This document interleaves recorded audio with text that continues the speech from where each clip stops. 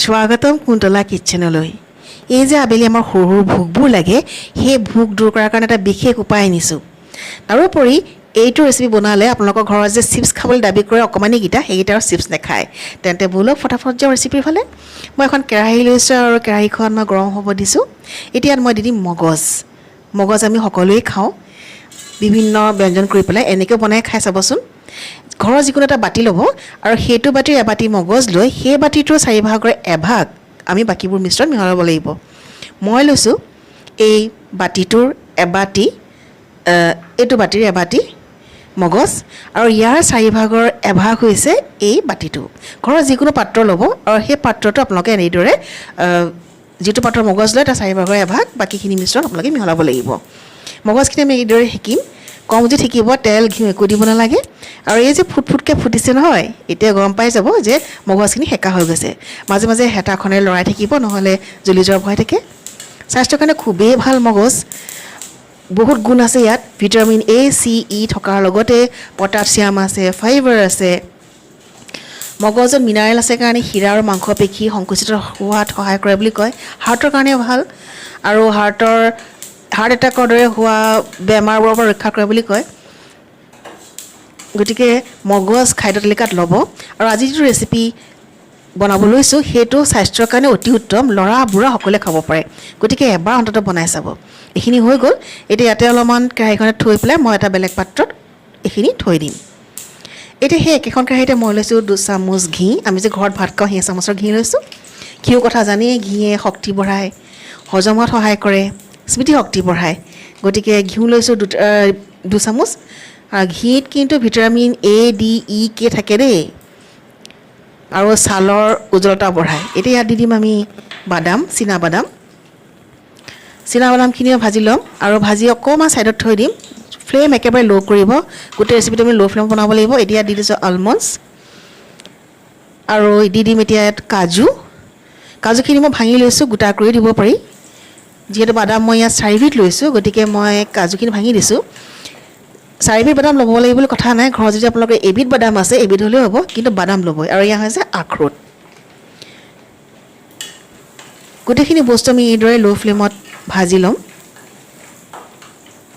আৰু এতিয়া দি দিছোঁ কিচমিচখিনি একেবাৰে শেষত দিব, নহ'লে জ্বলি যোৱাৰ ভয় থাকে। আলমণ্ডছৰ গুণবোৰ জানেনে বাৰু, কি কি থাকে তাত? আলমণ্ডছত থাকে মিনাৰেল আৰু হেল্ডি ফেটৰ কাৰণে ভাল বুলি কয়। কলেষ্ট্ৰল লেভেল কম কৰে, হাৰ্টৰ কাৰণে ভাল, সেইকাৰণে ব্লাড চুগাৰ লেভেল কণ্ট্ৰল কৰে। আৰু ডায়েবেটিক পেচেণ্টসকলেও আলমণ্ডছ খাবই লাগে। কিচমিচে হিমগ্ল'বিন বঢ়ায়, গতিকে কিচমিচ খাবই। ভিটামিন C থাকে ইয়াত, হাড় মজবুত কৰে আৰু এনাৰ্জি বুষ্ট কৰে। চীনাবাদামতো প্ৰ'টিন থাকে, ফাইবাৰ থাকে, এণ্টি অক্সিডেণ্ট থাকে, শৰীৰৰ বাবে বহু উপকাৰী। চীনাবাদাম খালে হাৰ্টৰ ৰোগ হোৱাৰ পৰা বচায় বুলি কয় আৰু ওজন কমায় বুলি কয়।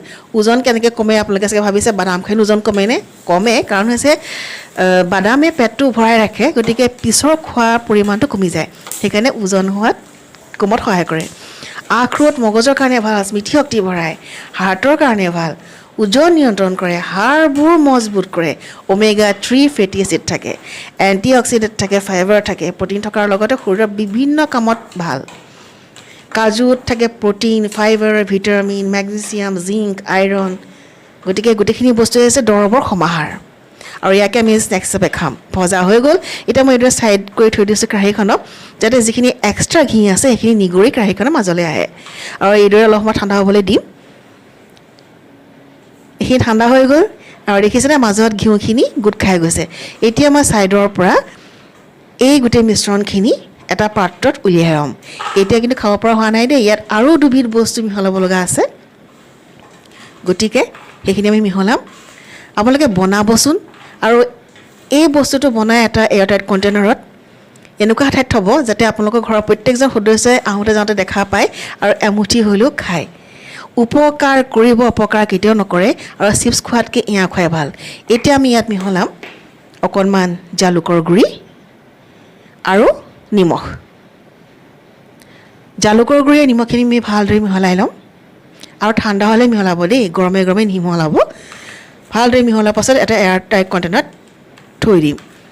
মাহৰ পাছত মাহ ভালে থকাৰ উপৰিও স্বাস্থ্যৰ কাৰণে খুবেই ভাল ব্ৰত উপবাসতো খাব পাৰে যিসকলে ব্ৰত কৰে তেওঁলোকে ইয়াত সন্ধিয়া নিমখ বা ক'লা নিমখ দিব পাৰে মই নৰ্মেল নিমখটো দিছোঁ যিটো আমি ভাতত খাওঁতে ব্যৱহাৰ কৰোঁ খাবলৈ অতি সোৱাদ খুব স্বাস্থ্যসন্মত আৰু সৰুৰ পৰা বয়সস্থলৈকে সকলোৱে খুব আনন্দৰে নিশ্চিন্ত মানে খাব পাৰে যদি ভিডিঅ'টো চাই ভাল পায় প্লিজ প্লিজ প্লিজ লাইক কৰিব যদি প্ৰথমবাৰৰ বাবে মোৰ চেনেলটো চাইছে ছাবস্ক্ৰাইব কৰিব যিসকল মোৰ চেনেলত চাইছে তেওঁলোকে প্লিজ শ্বেয়াৰ কৰিব না শ্বেয়াৰ নকৰে আৰু ছাবস্ক্ৰাইব কৰিবচোন আৰু কমেণ্ট দিব মোৰ ভাল লাগিব তেতিয়াহ'লে বনাব এটা নতুন ভিডিঅ'ত আকৌ লগ পাম খাওক বনাওক খুৱাওক আৰু সুস্থ থাকক আজিলৈ আহিছোঁ আকৌ লগ পাম নতুন ভিডিঅ'ৰ সৈতে অনতি পলমে